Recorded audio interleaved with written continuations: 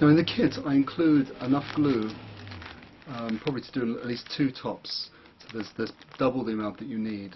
This is pearl hide glue, and it comes dried and little pearls. This is probably about an egg cup size amount. I haven't weighed it exactly. What I've done is I put this in a jam jar, and what I'm going to do now is add the at least equal amount of water in weight to the pearl glue. I think the recipe I mentioned in my booklet was probably almost double the amount of weight. This is because we want a slightly thinner glue. We don't want a thick glue to glue the top on. We want there to be very little glue between the soundboard and the back of the lyre. To heat my animal glue, I use a baby bottle warmer. And this can be picked up very cheaply on eBay or some other place. I think I paid like £5 for this about 6 years ago, so it's lasted a long time. Now the limitations are that the container of glue has to be quite small, so I've used a jam, or a jelly jar you might call it, and this fits just nicely in here. So you fill this up half with water and then you put this in here to soak. Now initially we're just going to soak these overnight without heating, and then tomorrow I will then use this. I will turn the temperature up halfway for the first hour, and then I'll turn it up full just before I need the glue. If I feel that the glue is too wet, I'll let it cook a bit longer with the top off, and if it's too dry, I'll add a little bit more water. For our lyre body, what we need to do is to sand flush this rebate that we've created, and to make sure that this part here is flush with this one here. So we're going to make a sanding stick to sand this part first. Now to do that, we use a piece of pine that's been pre-planed. We attach some double-sided tape, and we're going to stick on a piece of abrasive paper that comes in 1 inch thick, 1 inch wide pieces.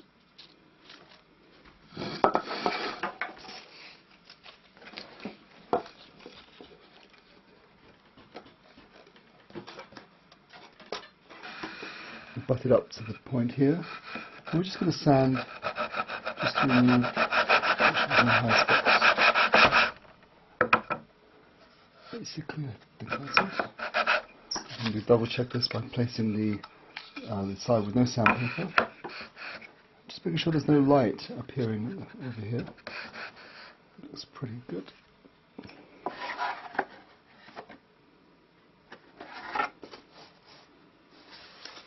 One last thing to do, and that's to make a sanding board. It's the size of a piece of a large sheet of abrasive paper. This one I put a handle on just for easy use. Now we're just going to lay it on top of our lyre.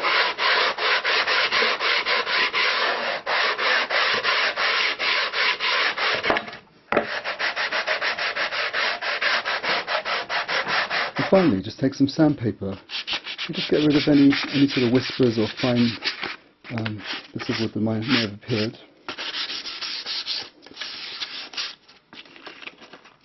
The final thing that we do is to insert our instrument maker's label, which you can either print out on a laser printer or write by hand. Now here I'm using a thinned down animal glue. Now because it's a laser print, the ink won't bleed, whereas if you print off an inkjet, this will actually bleed and you will lose your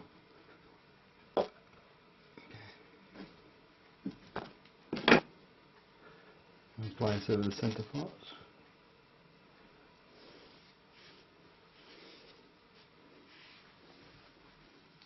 To heat up, we're going to do a dry run using the clamps.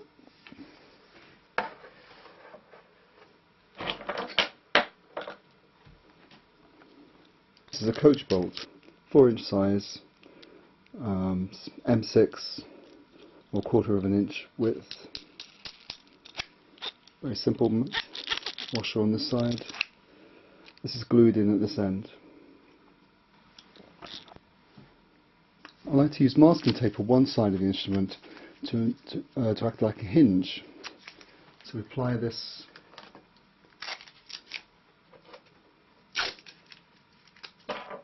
all along the side here.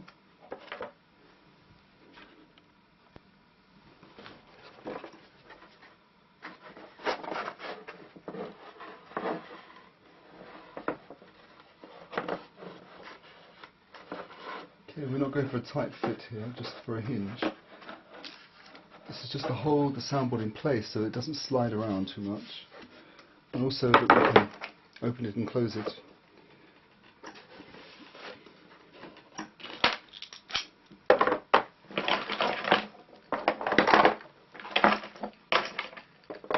And also use some non-adjustable spring clamps.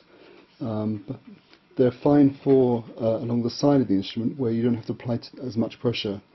I wouldn't use them on the arms. Gluing up is very messy, so I recommend that you put down plenty of newspaper. Even though animal glue is washable, you still don't want to get it all over the place.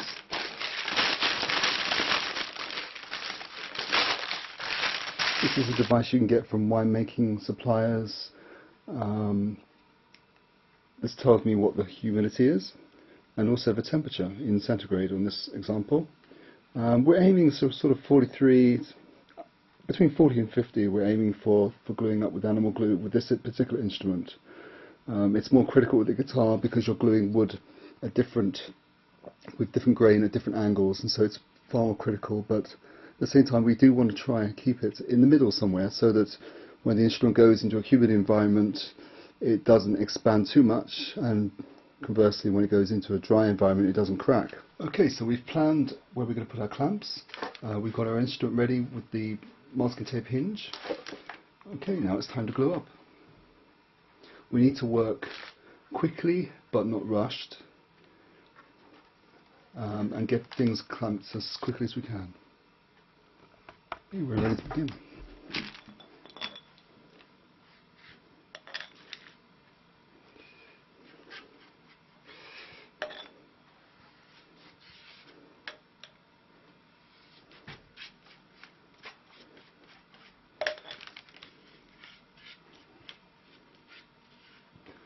Just clean up, make sure there's no spillages there. Okay.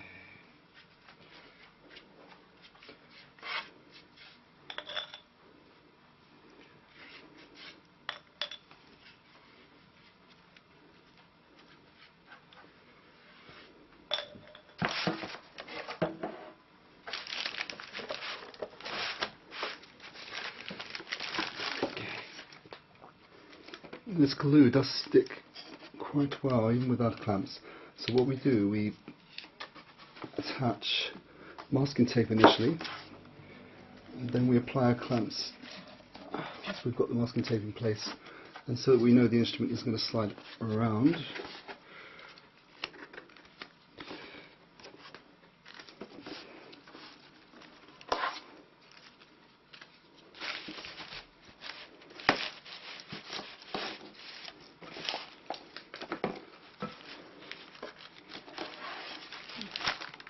At this point we can now put on our main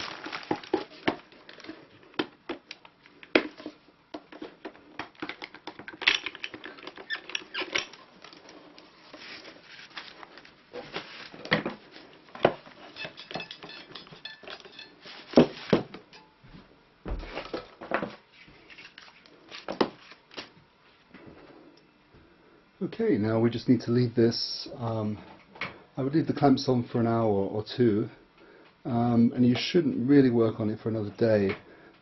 Just leave it in the room to dry at normal temperatures. The glue gets stronger as it dries, so as the water evaporates from the joint, the wood gets closer to each other and the joint becomes strong.